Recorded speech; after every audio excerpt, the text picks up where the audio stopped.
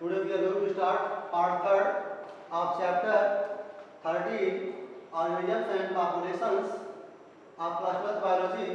In this chapter we discuss about the major abiotic factors like temperature, water, light, soil and responses to abiotic factors. Now we discuss about the major abiotic factors कि ऐसे factors जो non living हैं, non living component है किसी ecosystem के, लेकिन फिर भी ये लिविंग कंपोनेंट के लिए कितना अधिक इंपॉर्टेंट है, हम इसके बारे में बात करते हैं। Temperature, water, light and soil. सबसे पहले हम बात करेंगे टेम्परेचर के बारे में। टेम्परेचर का क्या इफेक्ट पड़ता है? It is the most ecological relevant environmental factor. It is observe that seasonally the average temperature on the lands varies. क्या मतलब हुआ कि जो लैंड्स हैं उनका जो एवरेज टेम्परेचर होता है वह वेरी करता रहता है। डिफरेंट टाइप्स के एरिया में जो टेम्परेचर होगा वो अलग अलग तरह का होता है। The temperature decreases progressively from the equator to the poles. जब हम किसी इक्वेटर से पोल की ओर आते हैं, इक्वेटर से पोल की ओर आते हैं, जैसे मान लीजिए यह आपका अर्थ है और यह आपका पोल है और यह इक्वेटर है। तो अगर हम जो है यह इक्वेटर है, अगर हम इक्वेटर से पोल की ओर जाते हैं, चाहे वो नॉर्थ पोल हो चाहे वो साउथ पोल हो, तो वहां पे टेम्परेचर क्या होता है? प्रोग्रेसिवली जो डिक्रीज करता है। And from plains to the mountain top, plains to the mountain top, अगर हम प्लेन एरिया से हम माउंटेन टॉप की ओर जाते हैं तो टेम्परेचर जो होता है वो डिक्रीज करता है। The range of temperature, the temperature can affect the kinetics of enzymes and through it is the basal metabolism and other physiological functions of the organism. Temperature किसी भी ऑर्गेनिज्म के फिजियोलॉजी में, बायोकेमिकल रिएक्शन में participate करता है और यह temperature जो होता है काइनेटिक एनर्जी ऑफ एंजाइम्स को क्या करता है? अफेक्ट करता है। The organisms tolerate the high range of temperature. ऐसे ऑर्गेनिज्म जो हाई रेंज के टेम्परेचर को टॉलरेट कर सकते हो उन्हें हम यूरिथर्मल बोलते हैं। यूरिथर्मल कहते हैं। और ऐसे ऑर्गेनिज्म जो नैरो रेंज के टेम्परेचर टॉलरेट करें उसे क्या बोलते हैं? स्टीनोथर्मल। दो यहाँ टर्म आ गया, यूरिथर्मल और स्टीनोथर्मल। दो individual who can tolerate the high range of temperature called euthermal and those organisms who can tolerate the narrow range of temperature called xenothermal.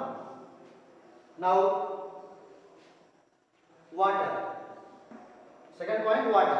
It is the next important factor of the life. Is sustainable water without water? Life is unsustainable without water. बिना पानी के जीवन संभव नहीं होता है। आप सभी जानते हैं कि पानी की बहुत जरूरत होती है, चाहे वो प्लांट हो चाहे वो एनिमल्स हो, क्योंकि प्लांट जो वाटर है उसी के द्वारा जो है बायोकेमिकल रिएक्शन क्या होते हैं? परफॉर्म होते हैं। The amount of water in an environment determine it the productivity and distribution of the plants. The amount of water in environment determine the productivity and distribution of plants. जिस average से किसी भी planes में water का availability रहेगी उसी हिसाब से वहाँ पे फ्लोरा और फाना का भी क्या होता है? डिस्ट्रीब्यूशन होता है, वहाँ वो पाए जाते हैं। आगे बात करेंगे हम for aquatic habitats the quality of light become important like pH value, salinity, temperature of water. The organism tolerate wide range of salinity called Yuri haline, called Yuri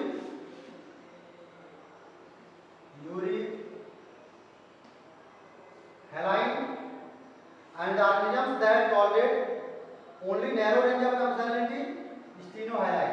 दो टर्म यहाँ पे है। ऐसे ऑर्गेनिज्म जो नैरो रेंज ऑफ सैलिनिटी को tolerate कर सकते हैं उसे बोलेगा स्टीनोहाइलाइन, और ऐसे ऑर्गेनिज्म जो हाई रेंज ऑफ सैलिनिटी को टॉलरेट कर सकते हैं जैसे यूरिहाइलाइन।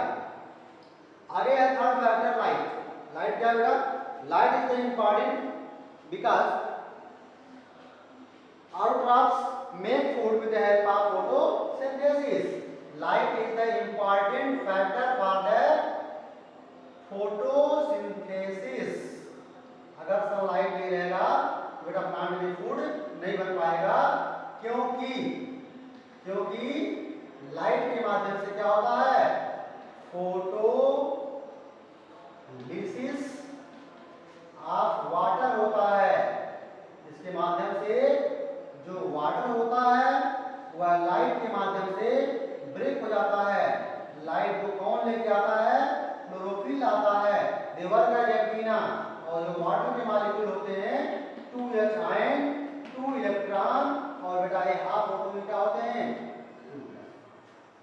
इस तरीके से आप देख सकते हैं कि वाटर के जो मॉलिक्यूल होंगे वो सनलाइट के माध्यम से हाइड्रोजन, 2 इलेक्ट्रॉन और वाटर ऑक्सीजन को टूट जाते हैं।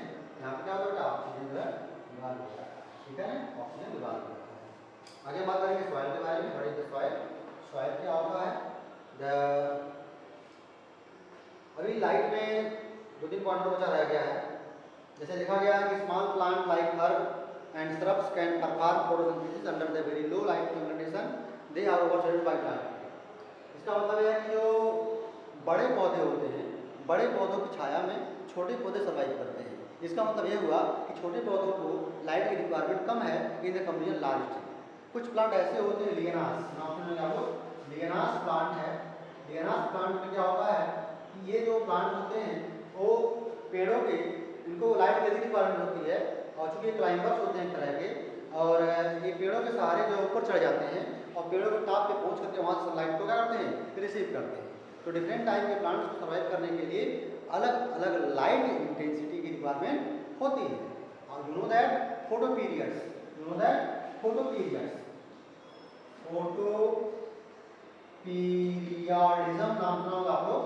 फोटोपीरियडिज्म को बेटा गार्नर और एलार्ड ने डिस्कवर्ड किया था। Garner and Allard discovered the photosynthesis, photoperiodism.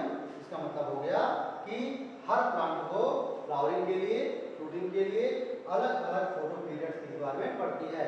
इसके बेस पे long day plant, short day plant और डे न्यूट्रल प्लांट्स को क्या किया गया है, बताया गया है। तो हम बात करते हैं अब लाइट में ही चलते हैं। Many animals light is important in that they use the diurnal and seasonal variation in light intensity and duration as cues for timing their foraging, reproductive and migratory activities. Reproduction के लिए, migratory activity के लिए, जैसे migratory activity के लिए मान लीजिए कि कुछ ऐसे भी एनिमल्स होते हैं जो उन्हें टेम्परेचर जो है प्रॉपर नहीं मिल पाता है। मान लीजिए अगर डिजर्ट लिजार्ड है तो उसकी बॉडी का टेम्परेचर अगर ऑप्टिमम टेम्परेचर से अगर ज़्यादा हो जाता है तो बिल में चली जाती है, और जब टेम्परेचर कम हो जाता है तो धूप में चली आती है। तो बहुत ऐसे एनिमल होते हैं जो अपनी बॉडी के टेम्परेचर को मेंटेन करने के लिए वो धूप में चले जाते हैं, और टेम्परेचर जब पूरा हो जाता है एक सर्टेन टेम्परेचर तो क्या होते हैं, बैक टू देयर हाउसेस, है ना। तो light is very important, light intensity, duration of light is very important for any plants, for any animals. अब हम बात करते हैं सॉइल के बारे में। बेटा सॉइल क्या होता है, the nature and property of soil varies with different place. अलग अलग प्लेस पे सॉइल की जो क्वालिटी होती है वो अलग अलग होती है। इसलिए जब हम एग्रीकल्चर वर्क करते हैं तो ऐसे केस में हम सॉइल टेस्टिंग कराते हैं कि हमारी सॉइल की क्वालिटी क्या है। कोई भी बिल्डिंग बनती है तो सॉइल की टेस्टिंग की जाती है कि वहाँ की सॉइल की क्वालिटी क्या है, क्या हमें बिल्डिंग तैयार हो सकता है, और तैयार करना तो इसमें क्या बदलाव करने पड़ेंगे, या हर तरह के क्रॉप को ग्रो कराने के लिए सॉइल की जो प्रॉपर्टी होती है वो अलग अलग होती है।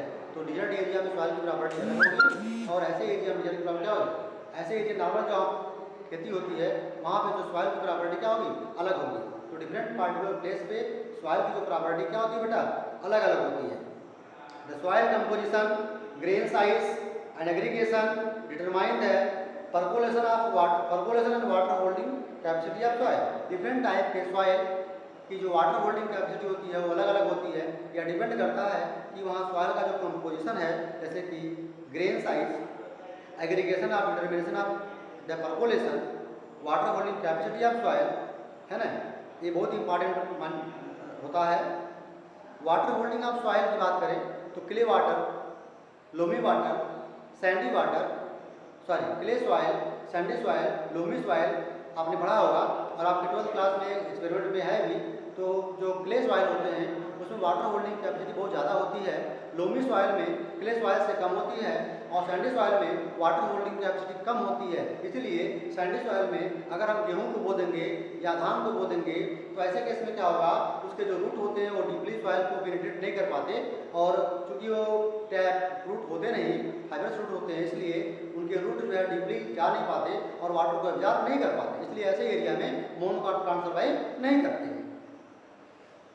आगे देखेंगे, the vegetation is an area is determined by some soil parameters like pH, mineral composition and topography. Topography, mineral composition, pH, ये सभी जो पैरामीटर्स हैं इनसे किसी भी एरिया के वेजिटेशन को क्या करते हैं, हम डिटरमाइन करते हैं। आगे है रिस्पॉन्सेस टू एबायोटिक फैक्टर्स। जैसे देखिए एबायोटिक फैक्टर्स के क्या रिस्पॉन्सेस हैं किसी भी इंडिविजुअल को सर्वाइव करने के लिए। During the course of million years of existence, many species would have evolved a relatively constant internal temperature. बहुत ऐसे इंडिविजुअल्स होते हैं जो लंबे समय तक अपनी बॉडी के टेम्परेचर को कांस्टेंट बनाए रखते हैं। Environment that permits all the biochemical reactions and physiological functions to proceed with maximum efficiency and thus enhance the overall fitness of the species. एक टर्म आता है होमियोस्टैसिस। बॉडी के इंटरनल टेम्परेचर को अगर कांस्टेंट बनाए रखा जाए that is called homeostasis of the body. क्या बोलते हैं इसको,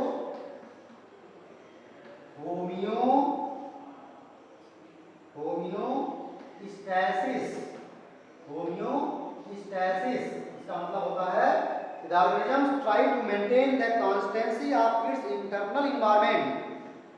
प्रोसेस इज कॉल्ड होमियोस्टैसिस। अगर कोई इंडिविजुअल अपने बॉडी के इंटरनल टेम्परेचर को कांस्टेंट बनाए रखता है that is called the homeostasis. Despite very external environmental condition that tend to upset it homeostasis. बार-बार जो एनवायरमेंट होता है उस पर्सन के, उस इंडिविजुअल के होमियोस्टैसिस को डिस्टर्ब करने का प्रयास करता है, फिर भी वह इंडिविजुअल अपने एनवायरमेंट के, अपने बॉडी के इंटरनल टेम्परेचर को करता है, मेंटेन करने का प्रयास करता है और कांस्टेंट बनाए रखता है इसका होमियोस्टैसिस। तो आपने इस लेक्चर में देखा कि मेजर एबायोटिक फैक्टर्स कौन कौन से हैं, टेम्परेचर, वाटर, लाइट, सॉइल। अगर इनमें से प्रॉपर्टी इनकी डिस्टर्ब होती है, इनका रेशियो डिस्टर्ब होता है तो जाहिर सी बात है वहाँ पे distribution of plants, distribution of animals क्या होंगे बेटा, अफेक्ट हो जाएंगे।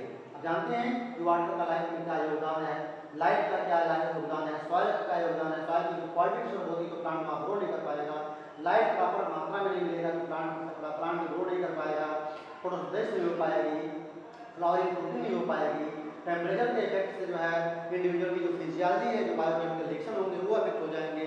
इस तरीके से आपने पढ़ा कि जो एबायोटिक फैक्टर्स हैं वो बायोटिक फैक्टर्स की क्या करते हैं, बहुत ही हेल्प करते हैं उनको सर्वाइव करने के लिए। इसीलिए आप जानते होंगे किसी भी इकोसिस्टम में हम पढ़ते हैं बायोटिक कंपोनेंट के साथ क्या करते हैं हम लोग, एबायोटिक कंपोनेंट के बारे में पढ़ते हैं, ठीक है ना।